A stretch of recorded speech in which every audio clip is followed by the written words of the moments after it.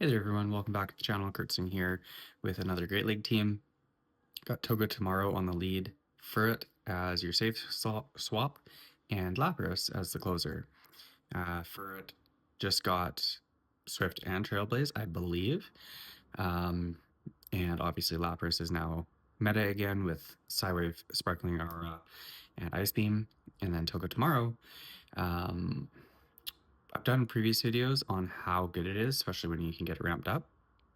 And then it kind of fell off the map there for a while with Primeape and Annihilate and stuff like that.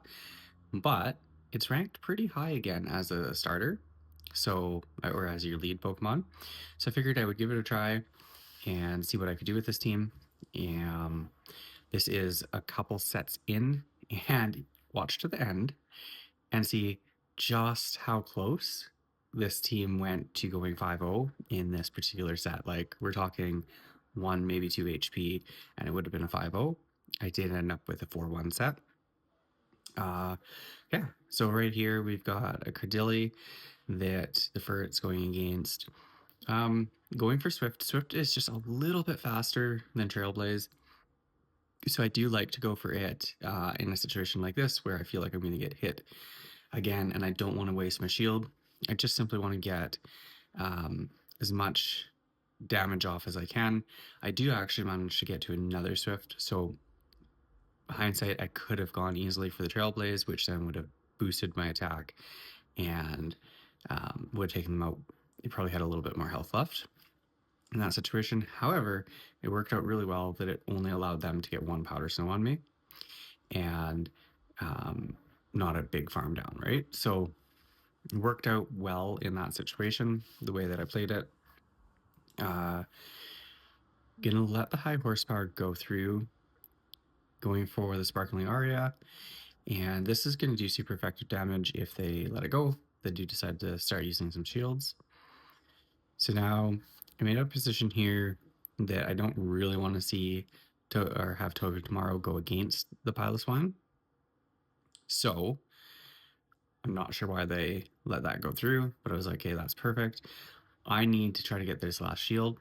And then I do have residual energy on my Toga tomorrow.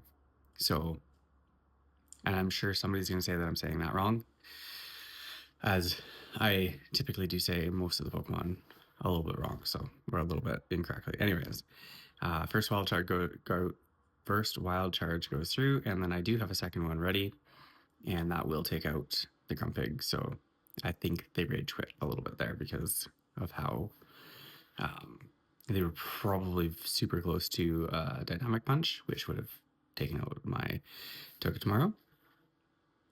Jumpluff. This is a fairly good matchup for my Toga tomorrow. I just said that really weird. I'm gonna let the first one go through here. Energy Ball, not effective, but it does a decent amount of damage. So want to be careful. Wouldn't want to take too many of those. Felstinger here, they'd let that go. A little unfortunate. A lot of people, I feel, are starting to catch on that I like to ramp up and then use Wild Charge. So I go for 2 Felstingers, and then I'm like, okay, well, they're not shielding. I'm just going to go for a Wild Charge. They're probably going to let this one go through. And sure enough, they do. Bang, done. See you later. They bring in a Gastrodon, and I go for my Furret here. Going straight for the Trailblaze. This will do massive damage if they let it go through. They do decide to shield, and these sucker punches sure start to add up, especially against like a ghost type. It's awesome because the normal typing, you resist their moves, and then the sucker punches are just chunking through. So Gastrodon's going to go for a move here. I believe it's just a Body Slam. Nice little chunk damage there for them. Going to go for another Trailblaze here.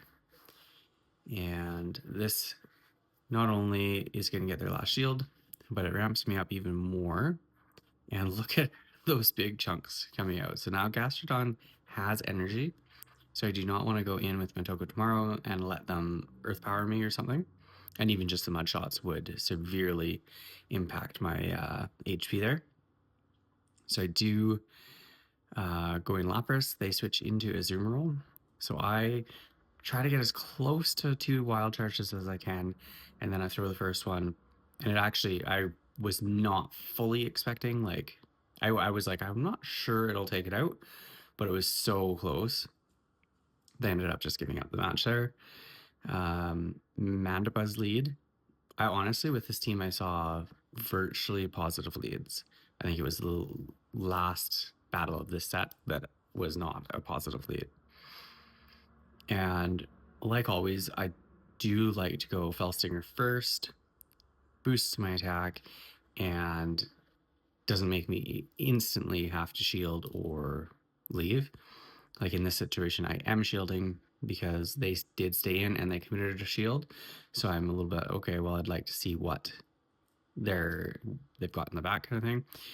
And in this situation, I'm going to go for the wild charge, fully anticipating that they are not going to go down both shields.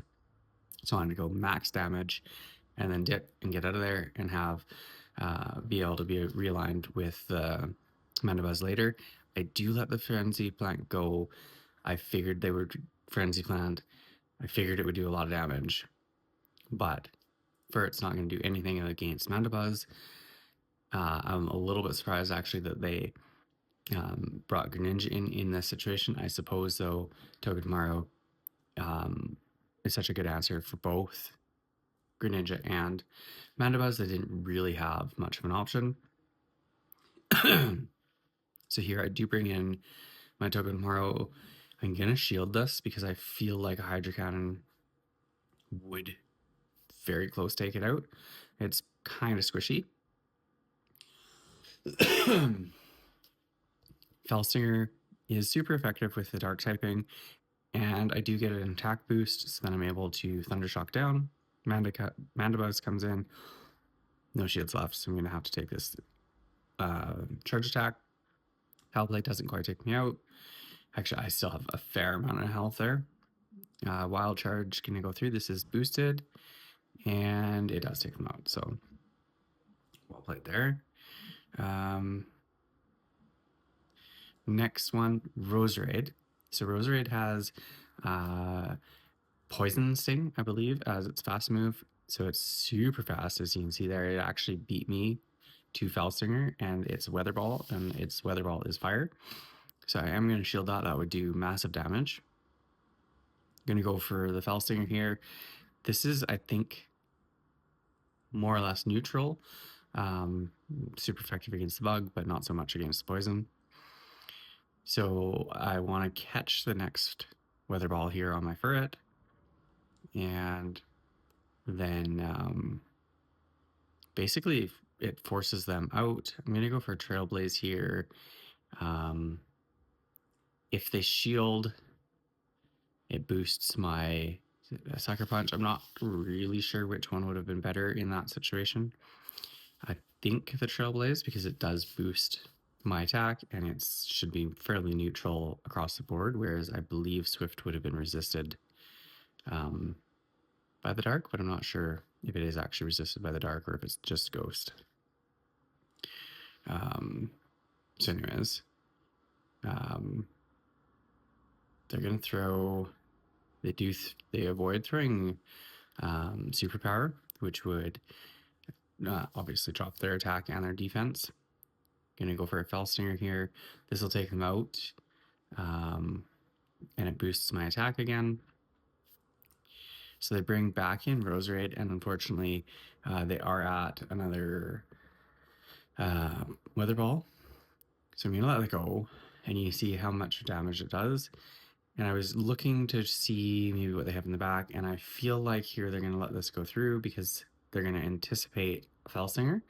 So this is my only potential win con now, is that Lapras can take out the Dusclops here.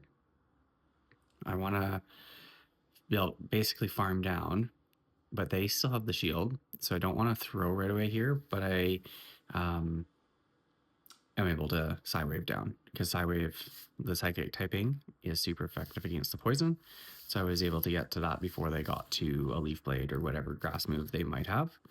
So this one here, you can see that I actually did have a positive lead, and they switched into Annihilate, and I instantly regretted all my life choices. No, I instantly realized that I'm completely weak across the board to fighting.